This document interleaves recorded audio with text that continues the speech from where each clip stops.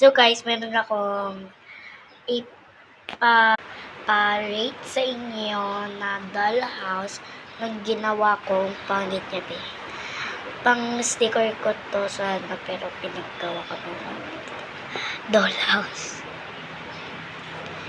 Ayan, kung gaganyan siya, pupunta siya dito. Ganyan pa yung kanya, yung damit niya. Meron siyang stick. Ayan. I-rate ninyo guys kasi bago na naman ito. Ayan. Kung nakikita ninyo, medyo magulo. Ayan. Nandito lang siya. Nakatago siya guys.